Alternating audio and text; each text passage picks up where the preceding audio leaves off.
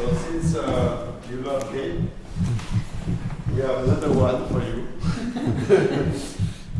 So the idea is that, so this is not a competition, it's a game. But we would like to have like 2 teams or 4, so you decide like with who you want to discuss. And during the day, you discuss what we will see this morning, and you try to produce a synthesis of it. Like it should be about like 10 minutes maximum, and it could be either with slides or just talking. So summarizing what you get from the lectures. So we will see what remains after our presentation, and also what was the most exciting idea or model in the lectures, and what was the most confusing idea or models. So this will give us like some hint about like what you find interesting and what also you did not get from our lectures, and then we can like start discussion based on this. And also we ask you to identify interesting research questions. So this might be not easy, but at least it makes you think of like what would be the next steps in the different areas. And to summarize the 2 lectures, you can either summarize them one by one or together, as you prefer. You're going to do that while you're walking outside. Yeah. Or you're free to do it whenever you want. So it will be at 6? Well, then we come back together at 6. Yeah. Yeah. So we will start with the questions from the people that are online, like start discussing. Then if you have any question that came out during the day when you talk, maybe you have questions that came. Then you can ask this question, and then we'll do that. And then is there anything you want to add from no? Okay. And maybe you have questions. So we'll have other games like this during the week. We'll have to exchange teams, maybe to break down the phylogeny. Yeah, we should do a full experimental design, like with control. Yeah. Okay, but this morning we'll talk about the niches and imposed conditions. So throw me keywords about the niche, of what you think is a niche. I know it's early in the morning. What is a niche? What do you know about niche? Are you all familiar with the niche concept? Yes, I see. Yes, more or less. So, what is a niche? Like that actually does stuff, and you can realize niche and theoretical niche. So fundamental and realized niche. So it is about what? About where you can live in space. Okay, that's one side of the niche. And yesterday we had some discussions, and you were showing a model where species have different groups of functional groups with different roles. So you have like niche of impacts that's about the role of a species or a group of species, and niche of requirement. But I will explain that. So we'll go through the history of the different concepts of the niche. Then I will show how to formalize this in terms of mass, and how then we can use that to explore the different factors that impact the niche, and the like really fundamental laws or physics in chemistry that we can use to investigate how the niche depends on environmental conditions. So by environment, I mean both the abiotic environment and also the biotic environment that is part of the niche of the species. And yes, that's it. And then we will see a few applications. So the main niche models are used, or the models that are using the niche concept without really claiming it. So often, like we like even if we don't use it directly, we use the niche concept in our models, especially in statistical models. Okay, so niche. So the story starts with Joseph Greener, was a naturalist, and was, as Jérôme was pointing, he described the niche as the habitat supplying all the necessary condition of species existence. So it's both the abiotic and the biotic environment. So a species need like a given temperature, a given food, it needs to avoid some predators. So the idea is that the environment is fixed, there are gradients, and some species can survive at different resource or predator levels and so on. And a little bit later, Charles and Tom, but they didn't know each other, so they were like developing their theories on their own. It was more focusing on the role of a species, so more like as you were looking at. So what's the impact of a species on a community? So the idea here is that on one side the environment is constant, and the other side the species role is more or less constant with impact on the community. So then, as Jérôme was pointing, there is Hutchinson that came a bit later in the late 50s, and that defined the niche as an hypervolume. So you have different factors. So here we are looking at a 3D niche where you have three factors, and when you look at the coincidence between the three factors, you get this ball.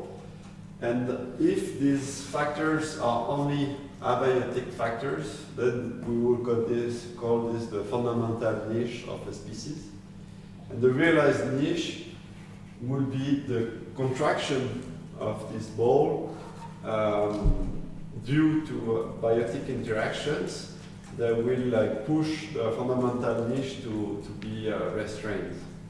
So for instance, if another factor is the presence of predator and the prey cannot survive in the presence of this predator, then the niche, the realized niche, will be smaller than the fundamental niche. Good question. So couldn't facilitation and genetic interaction expand the niche? Facilitation. True, yeah. Yes. Yeah. Yeah, I guess he was just ignoring it. Right? Yeah, because he was mainly focusing on predation and competitive interactions. Yes. But yeah, maybe all the non-trophic interactions can expand the niche. You will see that, right? With your food web model, you can see if some species can increase in persistence. With plant facilitation, it's a good example. Just without facilitation, sometimes plant cannot survive, but if you have no facilitation, you can. Yeah. So then we use the niche. So persistence is linked to what?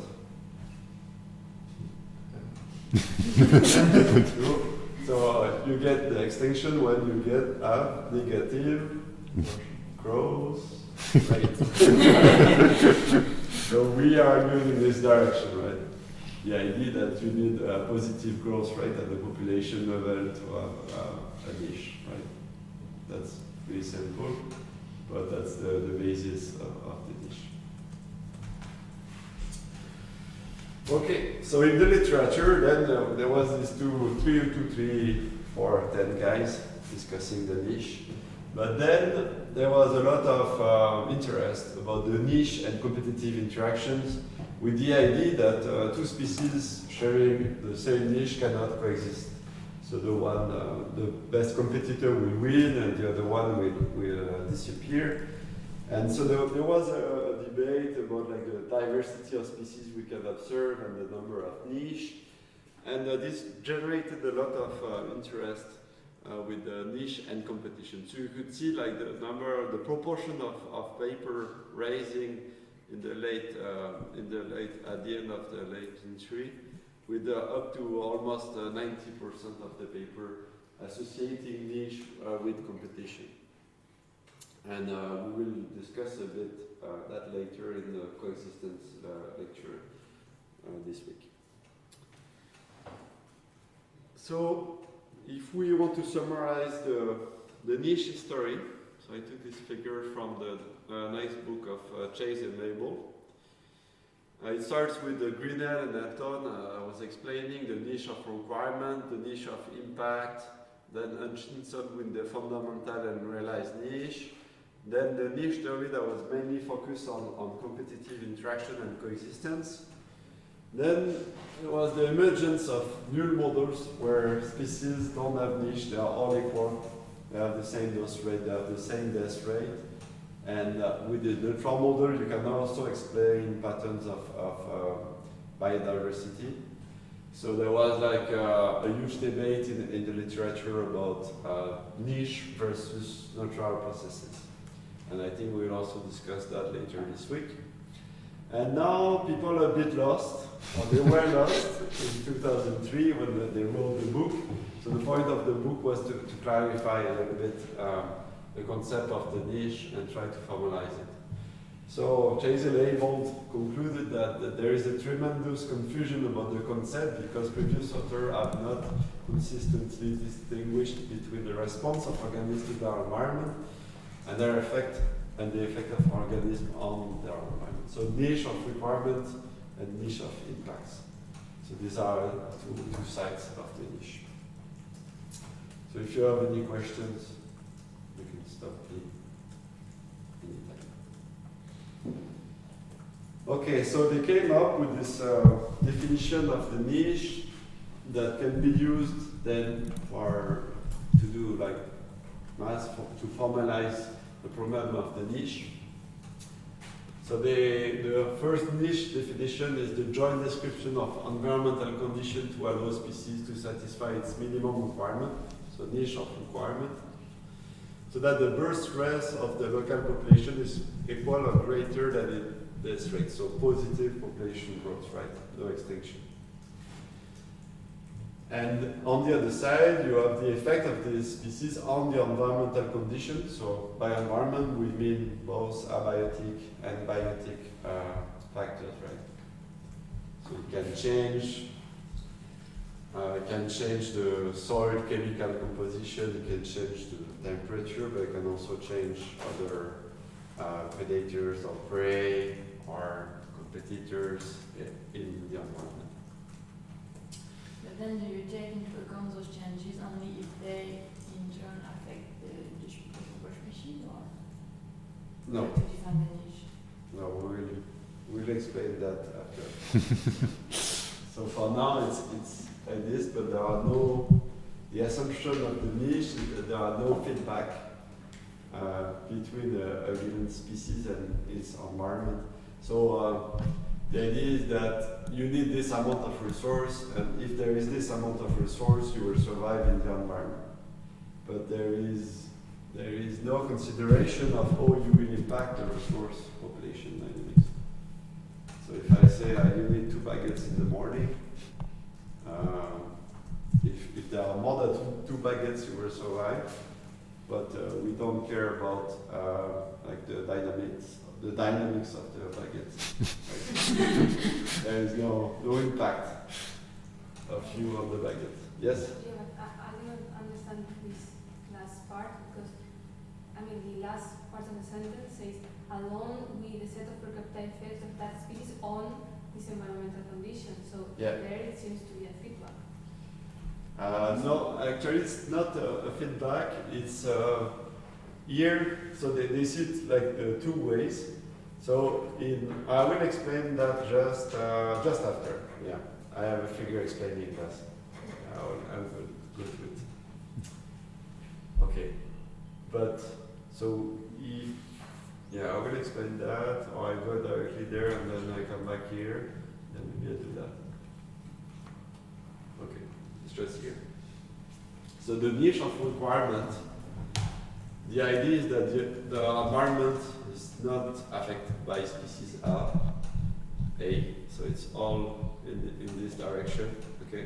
So there is no feedback of the species on its environment, it's a single direction arrow. And the niche of impact, so the species A is impacting its environment, but the environment has no impact on the species dynamic. Okay. So it's like if you fix things on one side, and you look at how the other side behave according to that. So here you say, okay, the abundance of the resource is 15, and how can species A survive with resource abundance 15?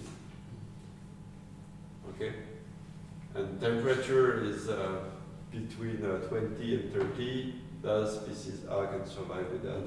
And there is no effect of species A on temperature.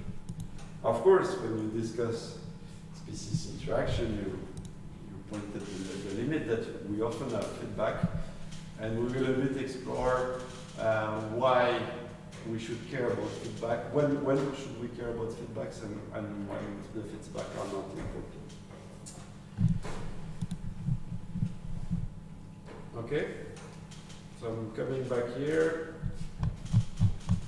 So from a mathematical point of view, what we care is about positive growth. So we look at the zero net growth isocline, which is when the birth rates equal the death rate. So you have this point where you cross from negative population growth to positive population growth.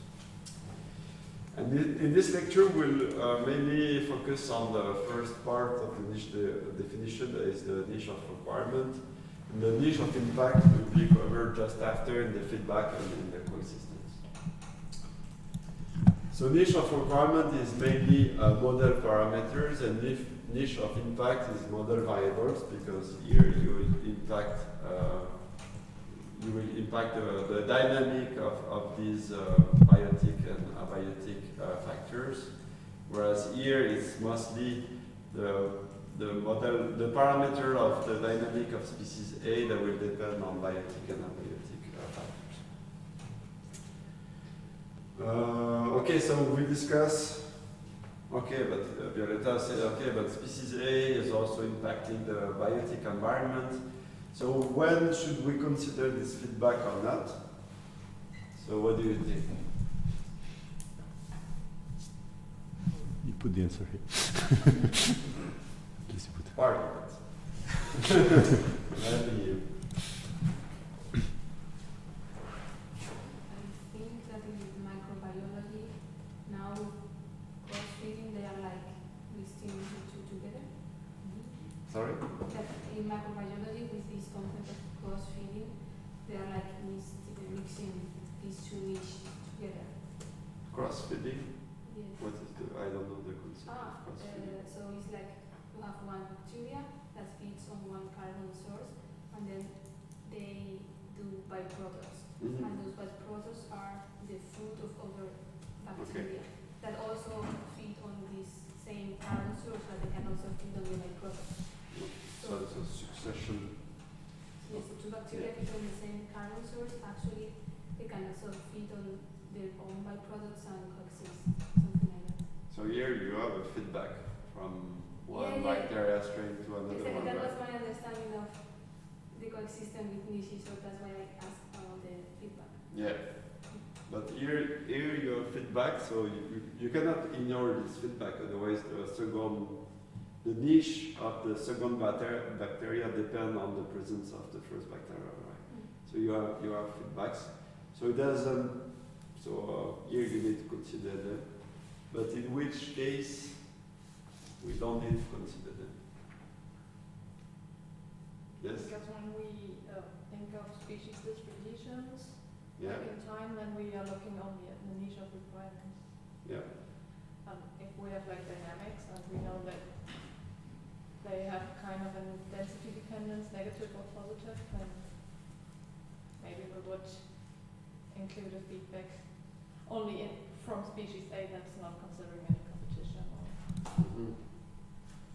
So from species distribution model, you more or less assume that the environment is constant, right? Yeah. There is like this temperature, there is this amount of resource, and you have no impact on it. So There are two ways. You have low impact. It's either the interaction strength is low, so you are not impacting much your resource, or the other way is that the time scales are different from the biotic and abiotic factors compared to the species. I will explain that with an example. So when you drive a car, you kill insects, right? So you have an interaction strength, and if there is only one car that kills insect, then you have almost no impact on the insect population. Right? So if you start increasing the car population, then you start to have an impact on the insect population. But yet there is no feedback because you need a long time before it comes back to you. So what I meant by that is that so there is no impact on humans, so we can kill the insects up to some point. If we kill too much of them, then for instance we'll decrease the number of pollinators in the environment, and this will feed back to us on a longer time scale. So then it depends on the relative time scale of the interacting species or the species interacting with this environment, abiotic environment. And it's also depend on the interaction strength, because of course if you don't impact the insect population, then there will be no feedback, right? Is this clear?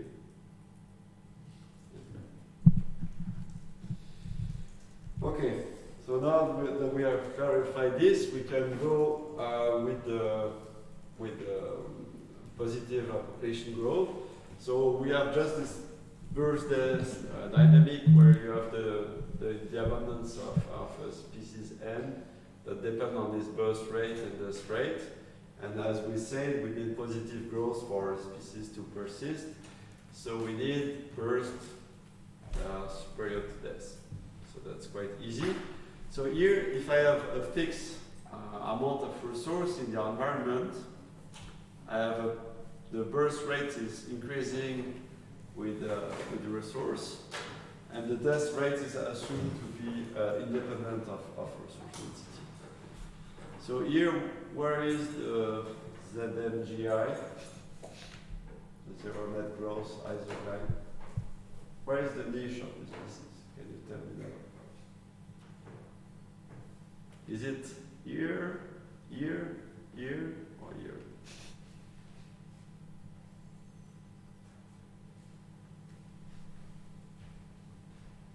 Remember it's above that?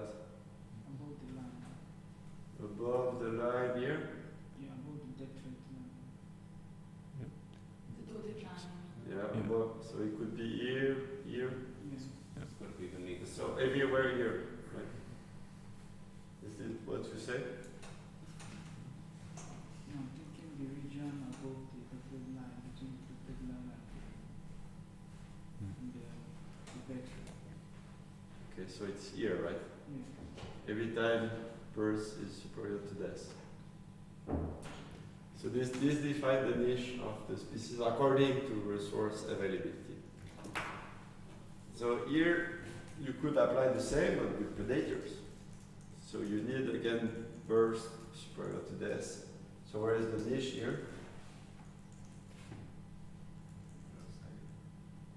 On the other side here. Here. Okay, so the niche is here. So it says up to this predator density you can survive in this environment, and if you cross this predator density you will not be able to persist. So you can apply the same kind of thing with stress, and you can multiply the different factors. So stress, the birth rate is decreasing with stress intensity. The death rate is also increasing, so the niche is here. Okay. So now that we use this definition of the niche, we can start exploring the factors that determines the niche. So any factor that will influence a birth or death will contribute to define the niche, so as we saw just before. And these factors, they are temperature, nutrients, space, time, and body size.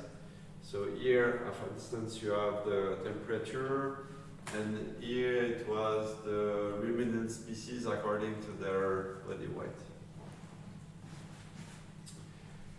Okay, so when we take the example of the effect of temperature on the consumer, for instance, so here we just, the birth rate of a predator depends on how much he feeds on the resource N.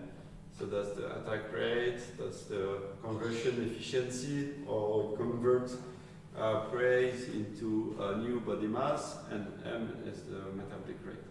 So if we want positive growth, we need the ingestion of energy to be superior to the mortality rate.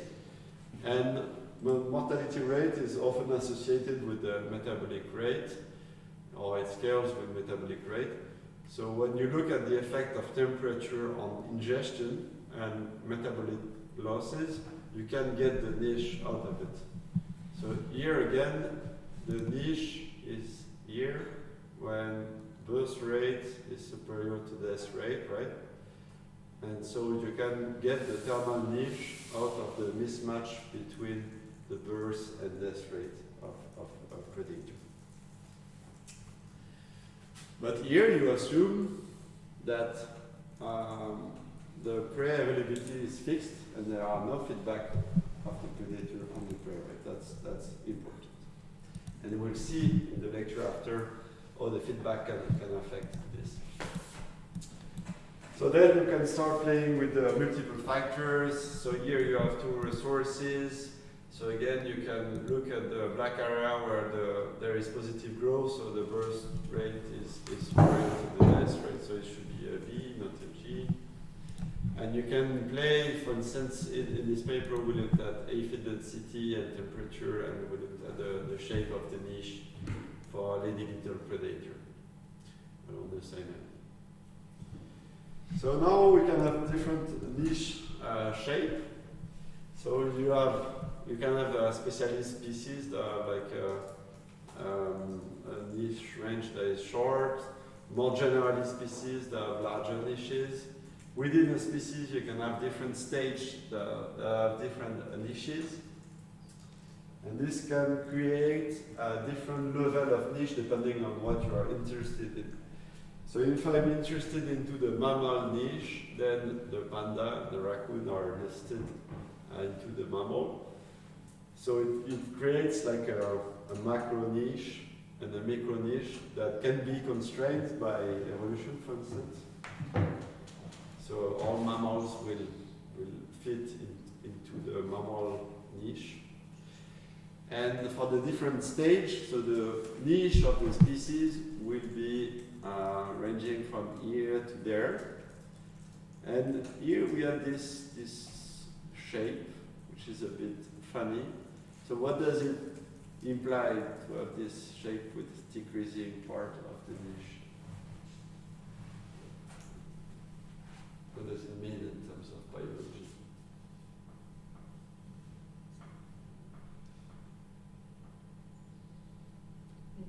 It's a bottleneck, and in those transition periods, the animal can die. Yes. Yeah. So that's the bottleneck of changing from one stage to another.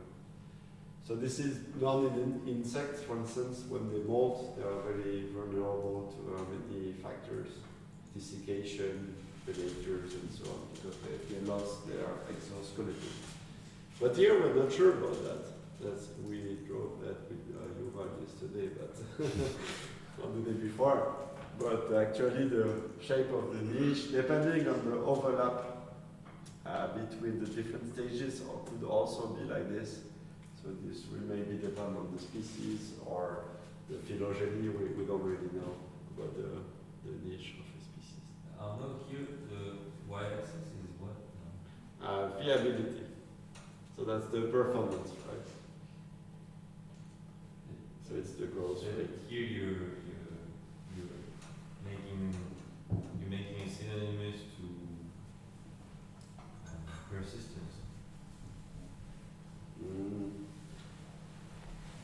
which the persistence will be given here, right, when you reach the 0, when the variability is low. So it's more the growth rate than really the persistence per se. Yeah. Yeah, so when we're looking at the niche before, the ZNJI is there, right? The zero net growth isocline. Here you have positive growth, and here then again you have the negative growth. So we tend to see often the niche like this, but this is another representation of the niche where you track the zero net growth isocline across different factors. Some questions? Yes? Is the area under the niche curve normalized? I guess no. Why is not normalized?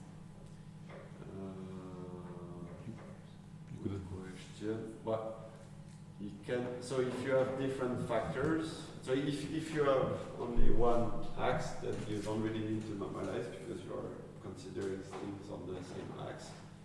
But so you mean normalized towards like for the x-axis or the y-axis? I mean the area sum in one. Sorry? The area is one, for example. So yeah. So it depends what you want to compare, I think. So if you want to compare along the x-axis, then you don't really have to normalize because you are mostly interested in that. And if you want to compare different organisms or along the y-axis, then you probably need to normalize because they will have different shapes. I think she means, is it the probability distribution or not? Like it could be, for instance, the probability of finding, or the frequency of finding raccoons in a given environment, then it would be normalized. Yeah. But if it's growth or persistence, it has no reason to be normalized. So it really depends what you mean by it. Indeed, there's a bit of a confusion or mix-up in how people interpret this kind of graphs. Yes, that's what I was a bit asking the y-axis what it means. Because I mean, I think the intuition seems obvious, but then as soon as you start to wonder what it really is, then it's not so obvious. I mean, to me. Actually, usually, sorry, people will want to. No, I was going to say something else wrong. Yeah, so it's really the population growth rate. Okay. Other questions?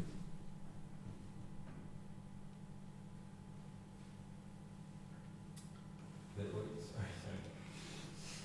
In the one on the right, Yes. population growth rate, what do you mean from the population growth rate of juveniles? Like, it's hard for me to understand what you mean because the juveniles are coming from the larvae. So yeah.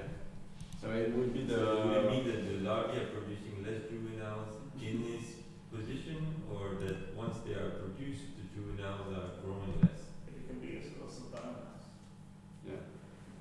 Yeah. Yeah, So so how biomass individuals are growing themselves. Well, yeah, so average of the population. But the population of, say, juveniles. Yes, so what's the quantitative estimate of the variability? The quantitative estimate of the ability? Yeah. What do you mean? I mean, how do you measure variability? So you can look at the population size, the population growth. Yeah, I guess that's a bit of the problem, right? That with the same concept, people are measuring very different things often. Like some people will look at population size at equilibrium, which is very different in principle from instantaneous growth or these kind of things, or even stability, persistence. If you have a population at steady state, the growth rate is 0. So there's no niche. Yeah, so it depends on if you are in the R situation or the K situation. But I think what people do is mostly, we'll see an application later with SDM models, they use population density at a given site.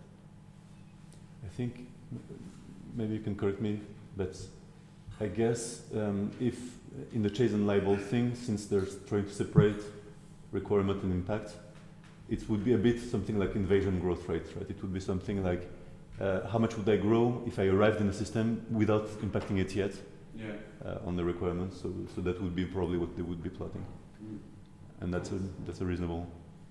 Yeah. Again, it would be a bit hard to define on the right.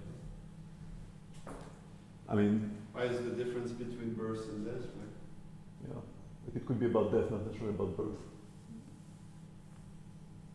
It's only the size of this area here. That's the mismatch between the rates. So here is we are representing that the difference between birth and death. So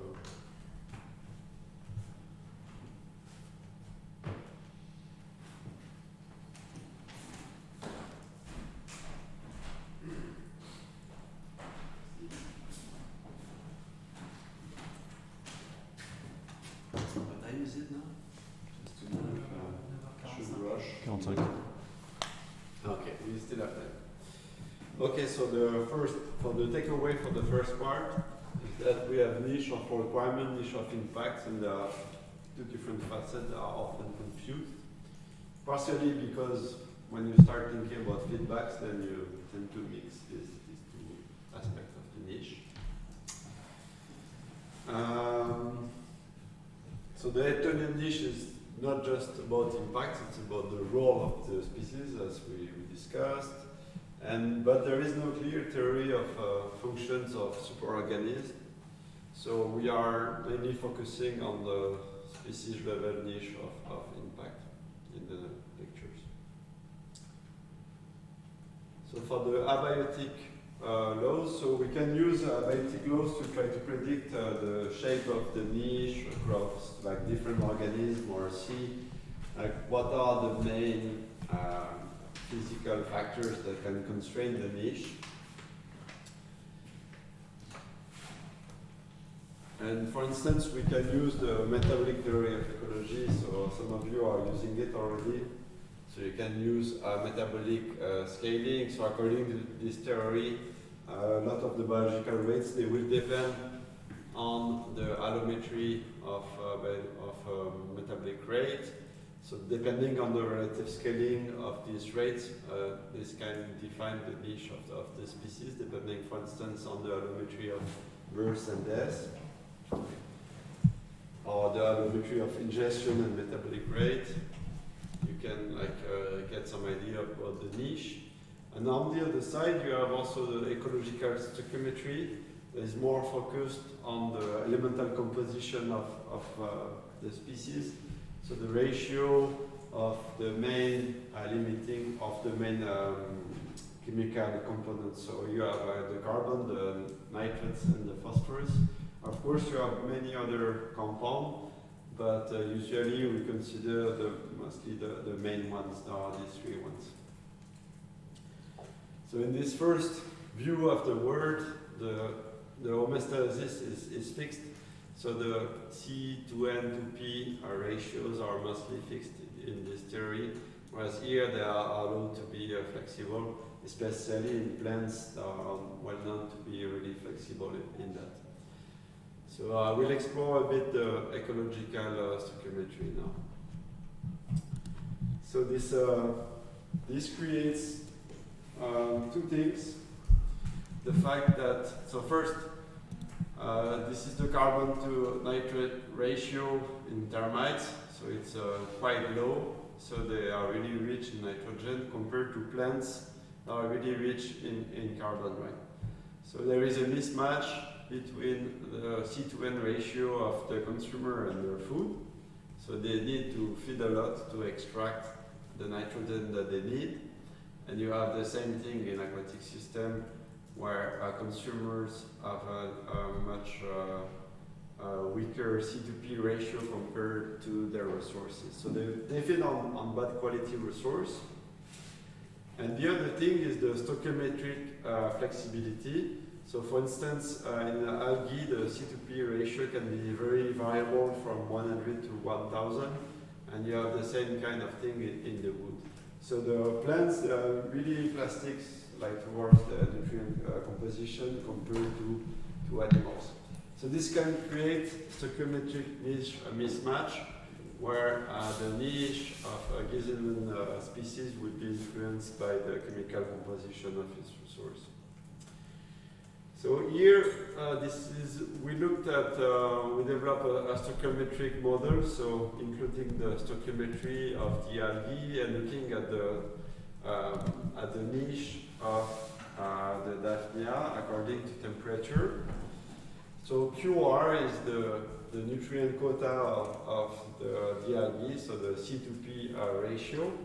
And instead of having a logistic growth model, we have the growth will depend on the quality, on the nutrient content of the algae versus the minimum amount of nutrient it needs to grow. So this will set a limit to the growth, so basically the bad quality of the algae will reduce the growth rate of the algae. And then we looked at how the population, like the growth rate of the Daphnia population is influenced by this nutrient availability. So here you have the two models. One is the Rosenmeier-McArthur model, so you probably know it. And this would be the predicted thermal niche. And when you include this stoichiometric mismatch, then you get a much weaker niche. So there is something wrong here compared to what we discussed before. What is this? Yeah, what do you mean by wrong? Not correct.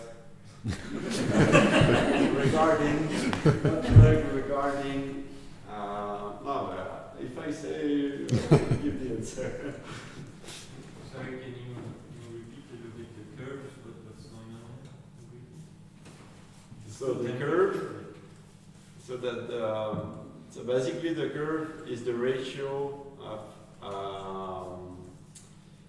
assimilation efficiency, attack rate, and resource density divided by n. So that gives you the potential growth rate of the population. So the y-axis is the growth rate. That's the growth rate. Yeah. What is a dashed line? Dash line is 1, yeah. so that's the ZNGI. Right. Okay, when you look at the ratio of this or that, so at 1, that's, below 1, the Daphnia population go extinct. Above 1, it has positive growth. And in the green, In green, you have the Rosenmeier-McArthur model, which means what?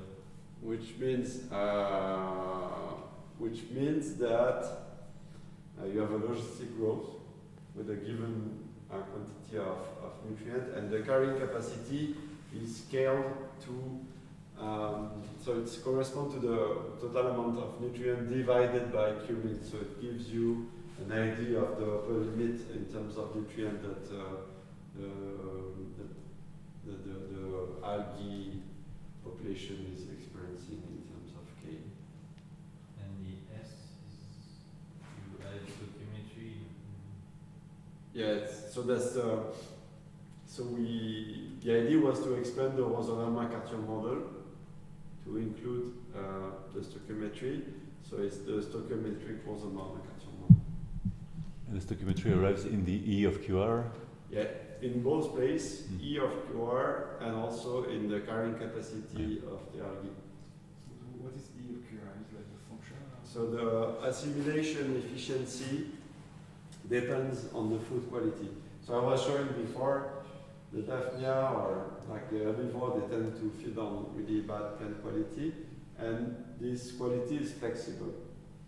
So it means that sometimes when the ratio is close to the requirement, the assimilation efficiency will be high. So it's like if we eat a lot of sugar, then our assimilation efficiency is really high. But if you feed on salad or any like cellulose plants or rich carbon to nutrient ratio, then the assimilation efficiency is much lower. So here we have a saturating function of the quality of the resource. So basically, if I plot so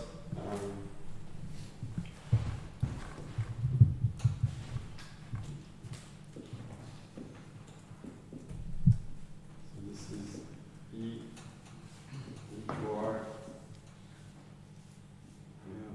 a saturating function like this. So the efficiency increases with the quality of the food.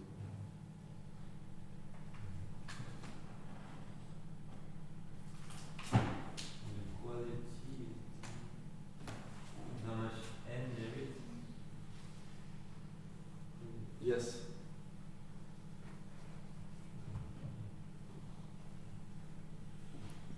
Here, I guess the assumption is that n tot is always conserved, right? Yeah, we have mass conservation. So here the idea is that you have a total amount of nutrient, and it is shared between a resource and a consumer. So we said before something about the niche and the idea, so Violetta was referring to something important about the idea that there was no feedbacks, right? So is there no feedback here? It looks like there is.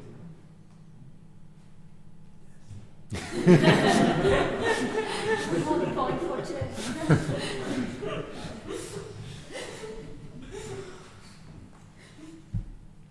So there is a feedback between the Daphnia population and the algae population.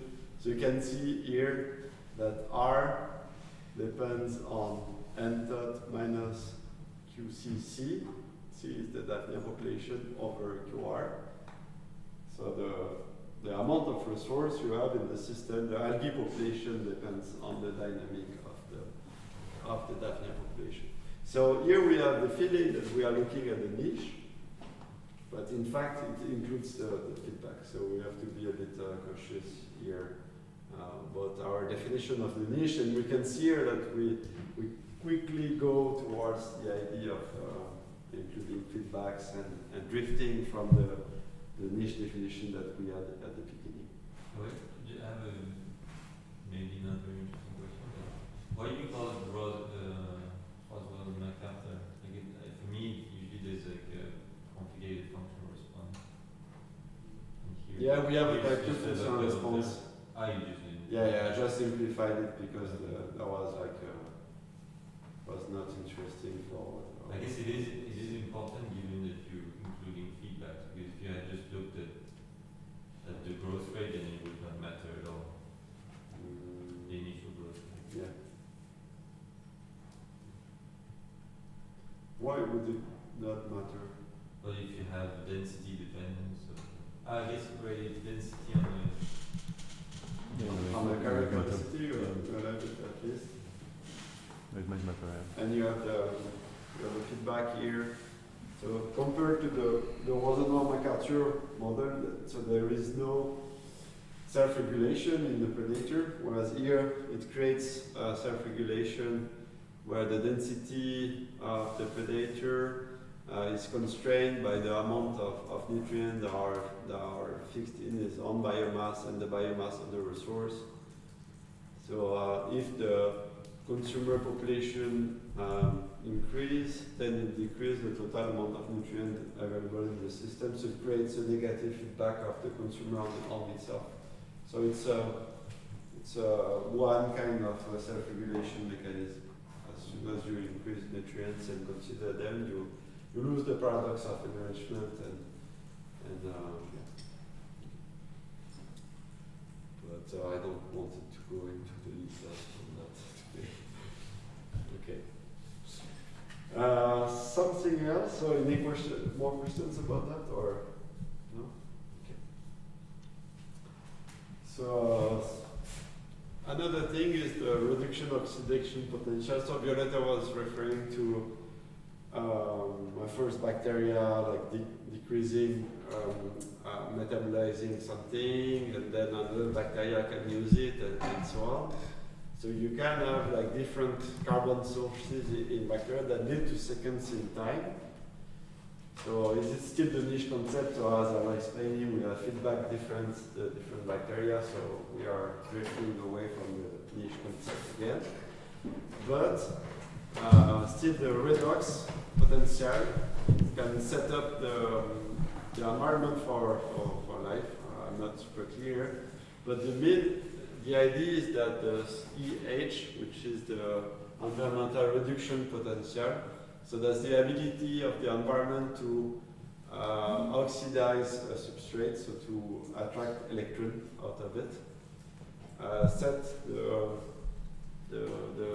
stage for aerobic organisms, that need positive values of reduction potential, and anaerobic organisms that mainly are mainly active at lower values of this reduction potential. So you can place different organisms along this axis of reduction potential. So that's also something interesting to investigate. Okay, and so something else that we wanted to show is how you can use different traits related to body mass, or different, for instance, the body temperature, the resource encounter strategy, the mobility regime, the sensing mode, or the life history strategy. So all by combining these different traits, you can get the possible niche of given species. So I will give a few examples of that. So for instance, the classical example in physical scaling are the heat loss versus energy of heat. So we lose energy by the surface that we exchange with the atmosphere, right? So we tend to lose energy at the 2/3 of our body mass, because the surface to volume ratio is 2/3 for a ball. And the energy heat comes from metabolism that scales with 3/4. So if you do the ratio of these two, you get that to be an endotherm, so to be efficient in terms of the energy you can produce to warm up versus the energy you lose, you need to be large enough to have a positive ratio. I don't know if it was clear. It was. No, it wasn't for Emmanuel. So it's again a little bit the idea of the niche is that the energy you gain from eating yourself should be superior than the energy you lose with the heat exchange with the environment. So because of this scaling laws, then you need to have at least 10 kilos to have a positive heat say balance. Yes. But there was more on it. Not in the sea. This is in water. Yeah. Okay. In the air, there would be the same thing, but much further to the left. Water from that was like 50 times more. Yeah. And actually, I think if I remember the calculation correctly, they also say even with that, it wouldn't work out in the sea if the whales didn't have blubber. Like it really divides by 3 roughly the amount of conduction. Otherwise, they would just like freeze. With that. Wow. That really cold environment. So sorry, it's a niche that's not based on.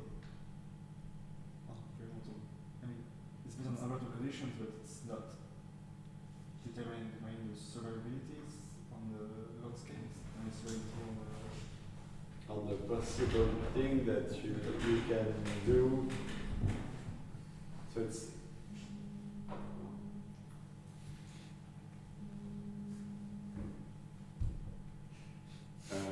you hesitate.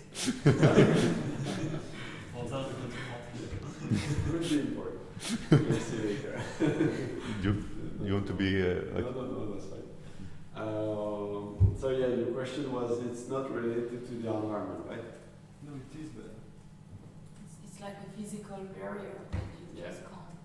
Yeah, that's the whole idea of the paper of Anderson, is the physical barrier to different things you can do based on your body size. So for instance, I will explain this later. So if you are really small, then you're better doing not doing chemosensing. Is that this? No, you should. I mean, it's better to do chemosensing if you're very small. Yeah. Right. Like, the idea here is basically when you're very small and you want to find food, then you can just feel the chemicals released by the food. But it doesn't work as soon as you get a bit larger, on larger scales, because there's turbulence in water, so the currents just mix up the signals. You cannot follow them anymore. Yeah. Okay. That creates impression is the same organism that sometimes is small, sometimes it can decide to be big. But that's not really the case. No, but they're different organisms. Yeah. Yeah, like for Yeah. instance, small fishes Yeah.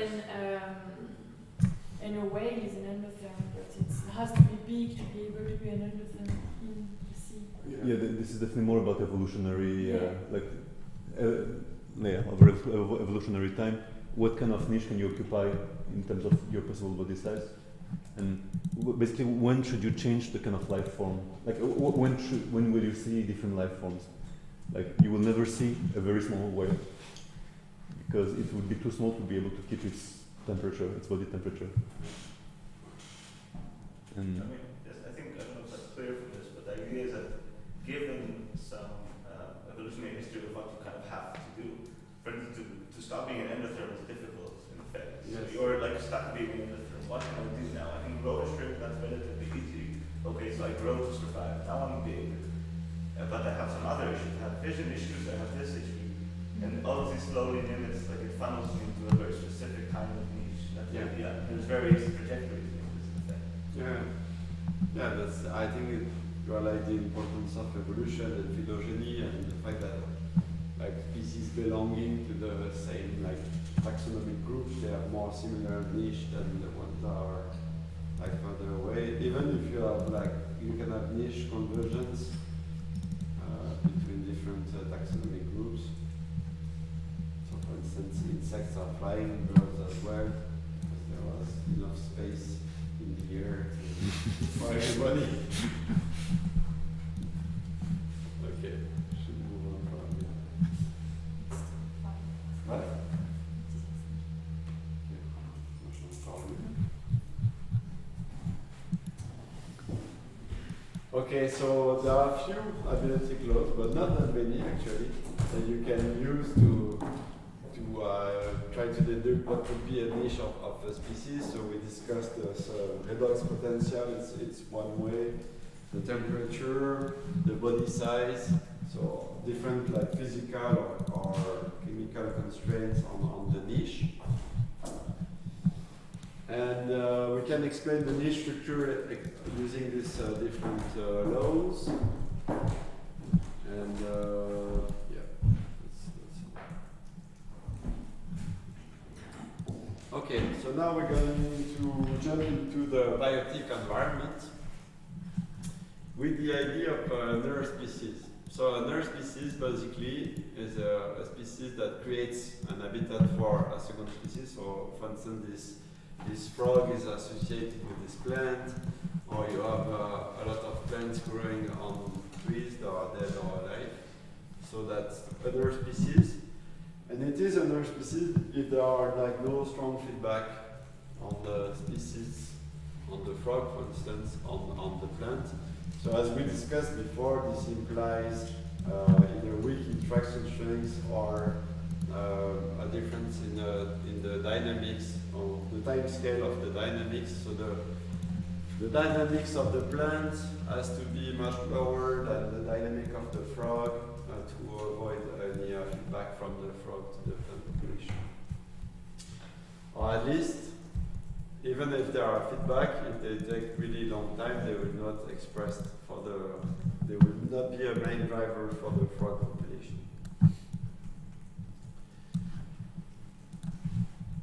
So Mathieu was showing this example yesterday where we had a feedback of the otter population on the orkin in the rat island. But we could also see, like, if there were no feedback, we will see like the niche of,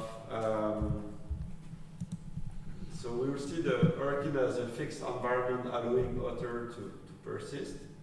So we would conclude here that there are more orkin in the rat island if the density of the orkin were constrained for the otter population.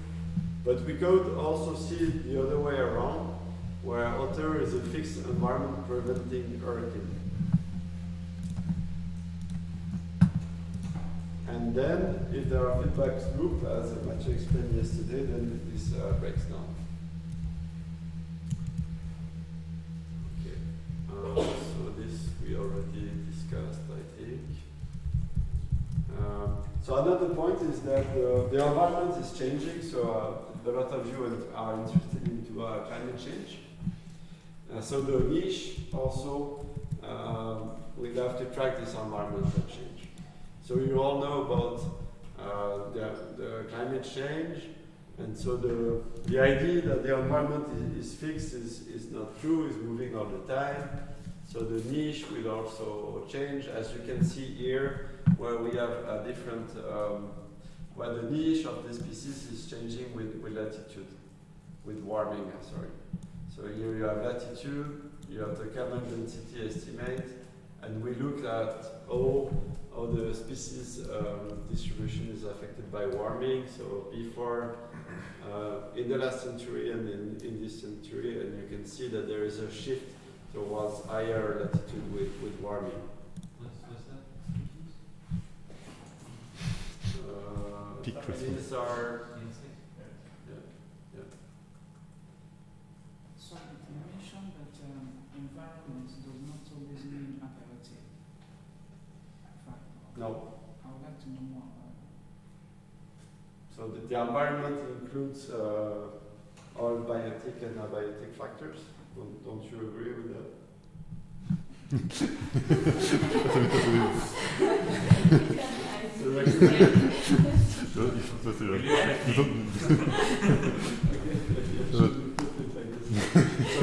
So why would biotic things not be part of the environment? I guess maybe the point I would make here is that there are situations in which you can treat other living species as an environment, as a fixed environment, like for instance when you have trees that can protect you or stuff like this, but you're not impacting them very much. You can still, in any model that you make, treat those trees as if it was also a kind of abiotic, or like as if it was part of kind of background environment. Like the notion of environment is not really about abiotic versus biotic. It's more about, do I impact it? I mean, is there feedback or not? Like the frog and the plant. Yeah, like the frog. The frog doesn't impact the plant at all. It's just living in the plant.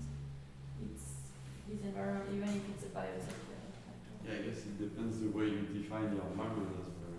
Yeah. So if the environment is everything outside of me, then even if there are feedbacks, this will also be part of the environment. Yeah, but I guess the point was more about how would you model it, I guess. Yeah. So you will model it the same way, but if you do, well, you'll have some applications, I guess, later, Yeah. for example. Yeah, so the way we tend to model the environment is changing parameters value, and what is not environment would be a variable, so another species would be a variable, and if another species is just changing parameter value, then it would be considered as environment.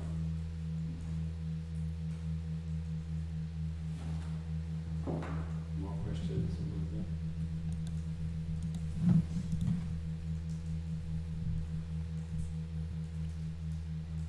Okay.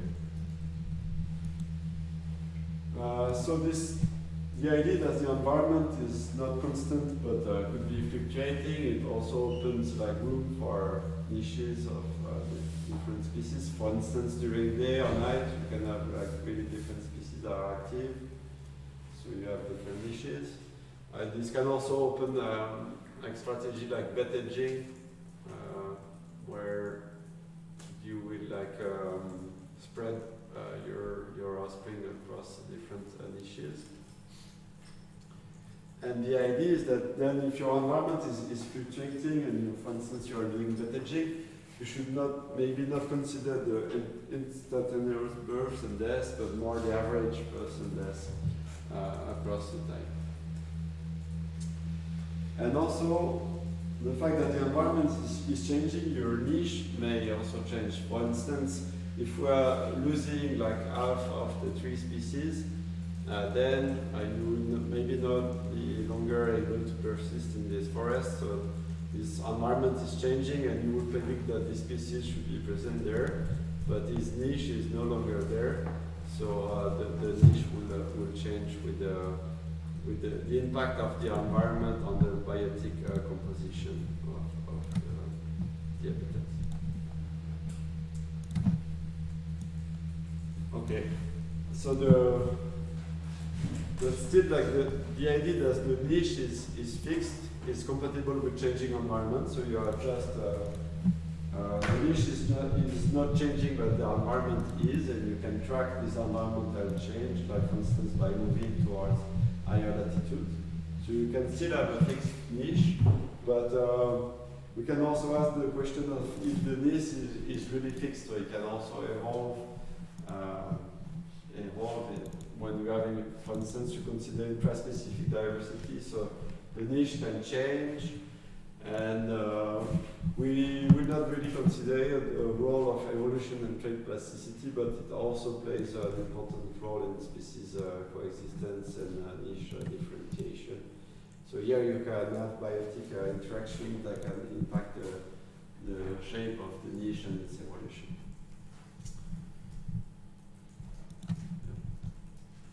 On the issue of environmental change and evolutionary rates. Sorry?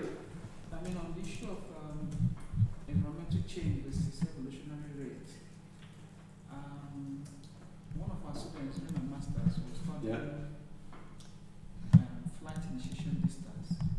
So when you approach a bird, that means you are pretending to be the predator. At what distance does the bird take off, and how does it vary across species? So at that point, it's one of our discussions, we were thinking that sometimes there's a kind of disproportion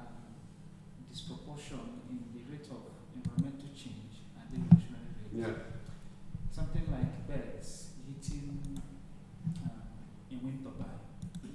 So we are thinking if the birds were evolving at the same rate at which the environment was changing, using our human impact, they would have noticed that this is a wind turbine and we can avoid it. But because they've not evolved to the point of recognizing it as a potential danger, they get into it and they get off. So I don't know if there are lots of studies on that tries to quantify evolutionary rates and compare it to environmental change and how it affects the nature of the species. Yeah, so there are like a lot of people interested in that, and there were a few papers like 10 years ago showing that for at least large species like mammals, the evolutionary rate is too slow compared to the rate of change. So that the study I was thinking was looking at climate change. So the niche is evolving too slow compared to the rate of change. So they will probably go to extinction because of that. But for like smaller species, phytoplankton for instance, they have like short generation time. They also have high genetic diversity, so they can adapt faster. So here maybe they could cope with the environmental change. So there is this idea that like species like with fast developmental time and rapid generation, so species with more R strategy that can also evolve faster, they will maybe cope better with climate change. But there is no good answer to that yet, I think. We still. You have also a rapid evolution for large species, like with fishing and impact and stuff like that. You observe in large species like tuna and species like that, rapid evolution sign. So it's clear. Yeah, it's also possible. So it depends on the heritability of the trait, the selection pressure. But with the fishing evolution, the fishing pressure is super high. So it leads to rapid evolution. And we see that now that we release the fishing pressure, also that the evolution, it's not going back to the previous state as it was. Yeah. So there are counter-examples of that as Ben was pointing. There are no clear answer to that, but that's an interesting question. Just as a silly question follow-up, do you know for this question in fishes, if people know if it was basically selection on pre-existing diversity or if it was really de novo? Because if it was selection on existing diversity, then it would make sense that you don't go back. Maybe you have just killed the ones that were not. I'm not sure that's... Yeah. No, maybe not. I don't know. And if you have reduced genetic diversity, then you have a weaker chance of evolution. And the fact that a lot of animal and plant population are decreasing in size and they're also losing genetic diversity could also prevent the evolution of the niches. So there is this also, there is a mix of demographic and genetic aspects. Okay. So now we are going to the last part of the lecture, which is about application. So the main question in applied community ecology is how will species presence or harmonious response to factor, so environment, so we discussed the biotic, abiotic, one perturbation, intervention. And one framework to address this is to have on one side the abiotic factor, on the other side the community composition, and look at the species presence absence and do a variance partitioning between these two. So here we assume that there is no feedback between the species presence or absence and the abiotic or the community composition. And we also assume that there is no effect of abiotic factors on community composition. So if we use this framework and we look at this at the niche, we totally forget about the feedback, and this is often what we do. Whereas if you come more from mathematics or physics, as Mathieu was explaining yesterday, then you would consider more the feedback between the species presence absence and maybe a biotic factor and also a community composition. So these are two different worldview, but often when we analyze community data or presence absence data, we tend to take this view, from the field perspective. So I was saying we don't really do this, so we can use structural equation modeling to try to disentangle the effect of the variance partitioning of abiotic factor, their effect on community composition versus their effect on species presence absence. But in the niche view, we tend to use this. So I think in the next lecture we'll also show the importance of the feedback between biotic factors, community composition, and species presence absence.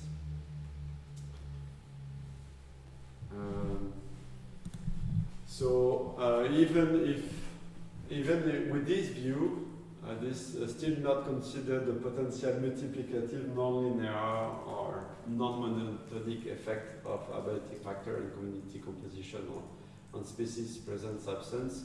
And we probably need to develop new theories to address this point.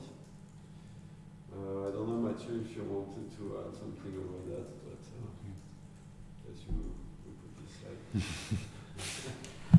So probably that one of the most used nowadays niche model is the species distribution model, where you basically go to the field, you collect a lot of data of presence, absence of species, you look at the environmental factor there. So here it could be biotic things. So for instance, a predator, we need to have it needs to have its prey present at least. So presence of absence of resources, temperatures, humidity, and things like this. And you would look at the response curve, basically the link between the environmental factor and the abundance of the species. So it's assumed to be a proxy of the niche. And when you have all this statistical relationship, you can predict the spatial distribution of your species in another. So usually you use a subset. You use a subset of your landscape data to calculate this, and then you try to predict in the other part of the landscape what is the distribution of your species. So then you can test if your model is working properly. And then you can use the model, for instance, to predict a change in any of these environmental variables. So it could be climate change, it could be removal of a species, it could be introduction is more difficult because it's not present there. So we don't really know what will be the consequence of introducing a new species. And this is used in conservation or even in biological control. For instance, they use this kind of model to predict if I release this predator, will it be able to grow in this area and control my pest? Yes? I think for me the key aspect to understand what's going on here is the implicit assumption of all else being equal, ceteris paribus or whatever in Latin. Because you do observations, maybe there's feedback, maybe not, but you gather a lot of data, and from all that data you've seen that some species tend to be present in these conditions, some not, and all this seems to make a lot of sense. And the more data you have, the more precision you should have, but your prediction then is to say, well, something is going to change, let's say the environmental condition, the temperature, and now your distribution will change, but the distribution will change according to your observation if you can say all else being equal. So all the mechanisms that led to your previous observation are still in place. And this subtlety, I think, is a bit key. Yeah, if you have this, then probably the niche model will. But it might still work because maybe the community composition is not changing, for instance. Yeah. But if it is changing and you are only playing with that, and you look at so then you know. And it's very easy to generate examples in models where you see that very clearly that the response to an environmental factor is very clean within a community composition. And if that changes, then for human species, that the response can flip. Even qualitatively. And also, if you don't account for feedbacks, then you think you have causality links, but you forget the thing about the feedback. So one danger is that when we look at exactly this, this is the niche of the Daphnia. They need this amount of nutrient and temperature, but you are forgetting that this is due to a feedback with the algae population. So you are measuring temperature, you say, okay, I have a lot of Daphnia here, but it's not driven by a direct effect of temperature on the Daphnia population. It's driven by an indirect effect through the algae. So maybe a different variety of algae would lead to different niches. Sorry? If there was a different algae population, you would have a different niche for the Daphnia. I was trying to think of a simple example for what you were saying, Jeff.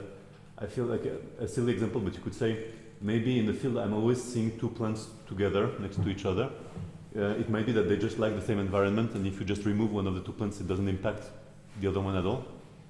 But so the prediction would still work if the only way that plants are added or removed is the hidden factor that they like, that the both of them like. If that's the only thing that changes, then your prediction would still work. Let's say they both like high precipitation and you're not measuring precipitation. Then maybe if you see one change, it is because precipitation has changed. And then your SDM will still make the right predictions. But if it changes because a human comes and just cuts them, it has no reason to still maintain this relationship. And indeed, I guess the point about the previous two slides on this distance between theory and dynamical models and stats models is, in dynamical models, it's very rare that the stats approach. It's very easy to obtain situations in which the stats approach doesn't work. So maybe that's either it's because in dynamical models we look at exotic things maybe, or maybe it's actually because the stats is actually very sensitive in the first place. It's hard to tell. But one way maybe in the stats would be to have the correlation matrix among your different factors. Yeah, but if you don't know the causal factor, for instance, then you will only have confounders, right? You will only have. Yeah. But at least you can, partially account for this. It will not be perfect, but. I remember Matthew Lidolf, you telling me about this example where there's and of course I'm not naturally so forget all those names. There was a plant that was only growing in a certain type of soil, as if it really liked this soil, but it's actually a difficult soil to grow on.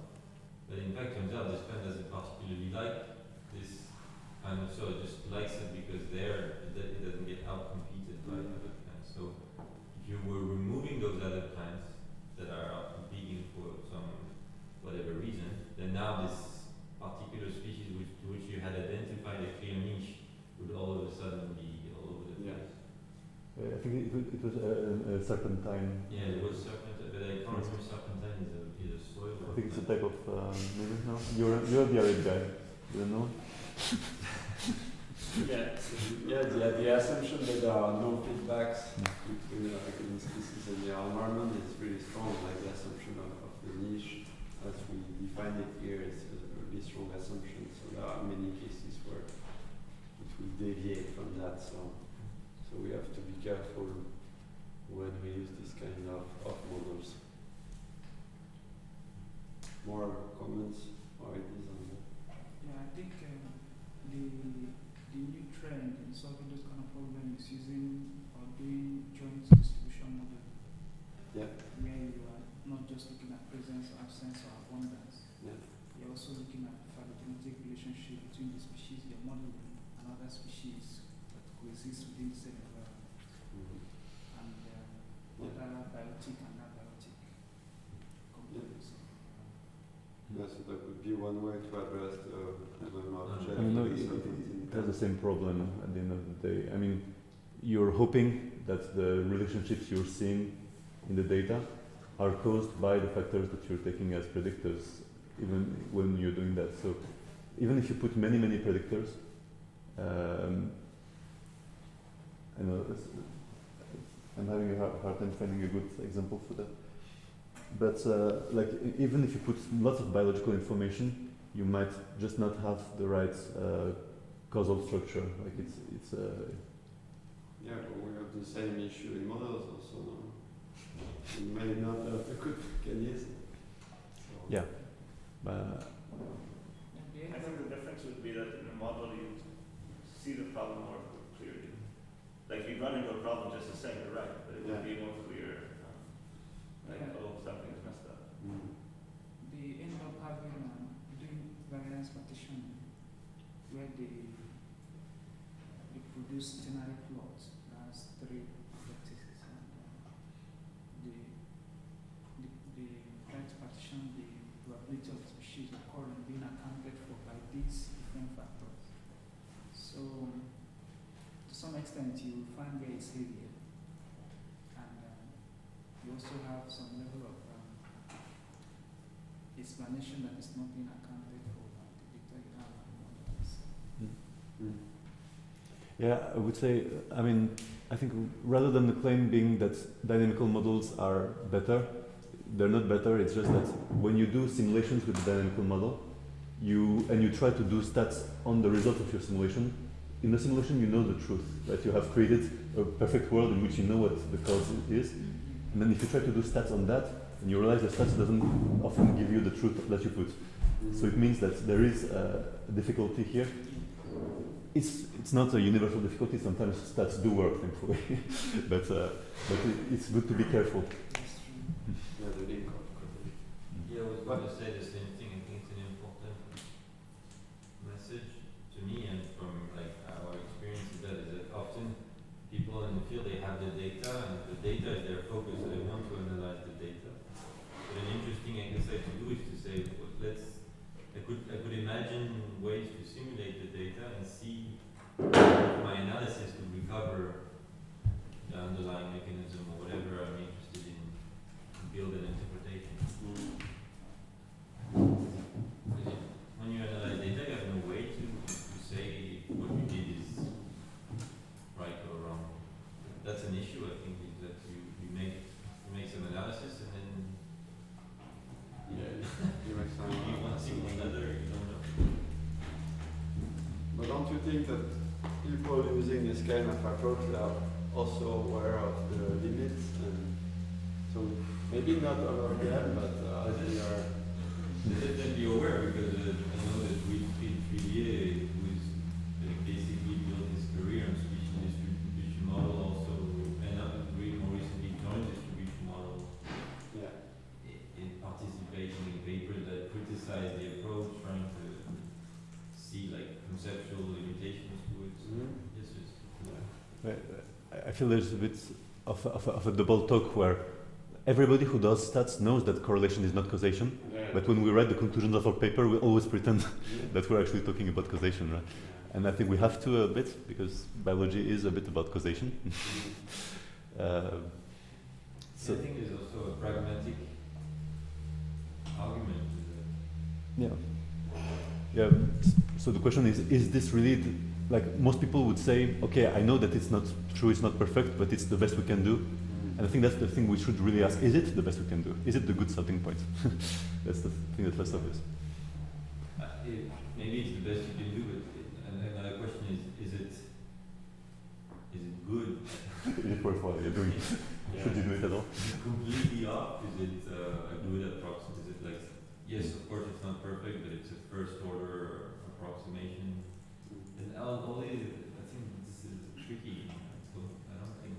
But I mean, to my mind, it's a bit like asking, I mean, it's not necessarily good or bad, but it's also knowing the limitation in a very practical way. Like when you do weather predictions, first of all, we know that it's not always good, yes, but besides that, we know that past 2 weeks is no point whatsoever.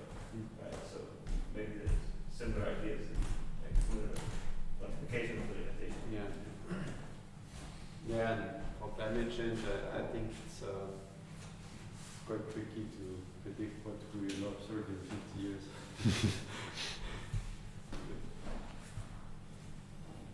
Okay. Yeah, just wanted to discuss about also the SARS species area relationship. So here you can also account for, so there is a sampling effect, so the larger the area you sample, the more species you get up to some point. So there is the idea also that when you increase the area, you have more chance to sample like species with really rich large habitat range. So there is an idea of the niche below that, and there is also an idea that the environmental conditions, so there are no like strong feedbacks between the species and their habitat, so you just have a sampling effect of along the area. And so this is also another example from agriculture, provided by UI, about different strategies in plants. So they could be competitive, they can be also colonizer species, and they can also be stress tolerant. So they have different niches, and they will partition along these niches. But there is also, I think, an issue with that, because it's also probably what someone used the rock, paper, scissors with plants. Who was that? Was you? Was it this one? The rock, paper, scissors, or was another one? Because this is used also in assembly models where you first have the first colonizer that is present and that is replaced by the competitive species, and then the stress tolerant species will it replace the competitive one? If there is disturbance, yeah. Yeah, if there are disturbance. So you have like this rock, paper, scissors game here between this different strategy and niches. So again, you can have like interactions and feedback between the different niches. So depending on the way you see it, you can see only like fixed niches, or you can see interaction. I guess it's a little bit like in the SDM model, where you only see fixed niche, but in fact you may have feedbacks and interactions that are driving the pattern interaction.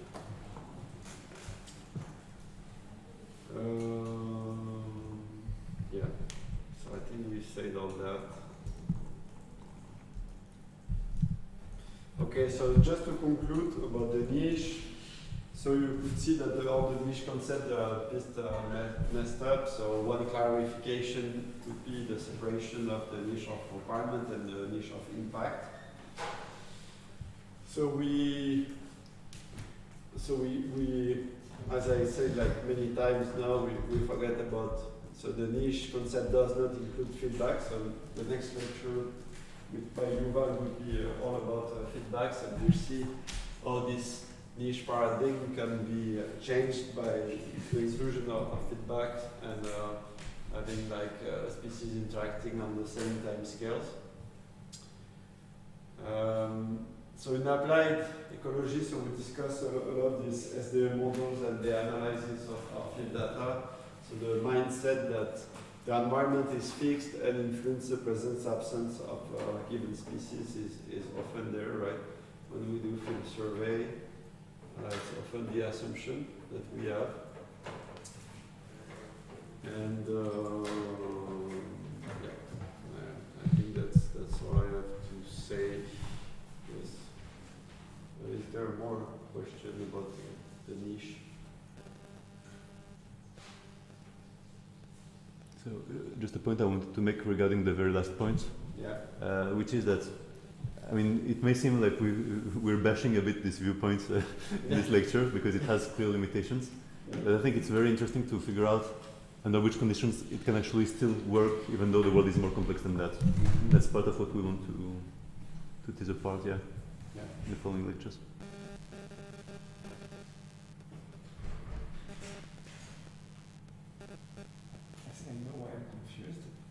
Before coming here, I thought niche was just like the distribution model. I know you mentioned a lot of different stuff people have studied, but I have not heard them using niche for. Yeah. And now I'm like wondering why they not use those people use niche, and is niche just another way of saying, like really older way that's not really used anymore, of saying the survivability and species traits. So like, what? Yeah. So when do we use one? When do we use the other? What kind of people use niche? Like confuse use traits or other words. So I think the niche is really related to the environment. So survival could be driven by stochastic processes or change in like parameter values that are independent of the environment, right? And they could drive the species extinction, or like increasing community complexity, having more species. That can also drive the extinction, and this will not be considered as the environment because you have feedbacks between different species. So So the idea of the niche is really that the environment is fixed and the niche is relative to this environment. So I think you can have extinction because of different mechanisms. So if you talk just about extinction, you have the niche, but other phenomena included in that as well. And I think you're right that we are not, so for instance, all people using SDM model, but not all of them, but they are not often referring to the niche concept. And I think that the figure I was showing with the publication and the niche and coexistence is a bit biased in terms of vocabulary they use. Because as we saw in a lot of a lot of people are using the niche concept without referring to it. So we will probably need to redo the literature analysis, but having niche and all like the terms that are close to it. So if we include SDM models, probably that we will see a lot of things that are not related to competition, because SDM's model are not living with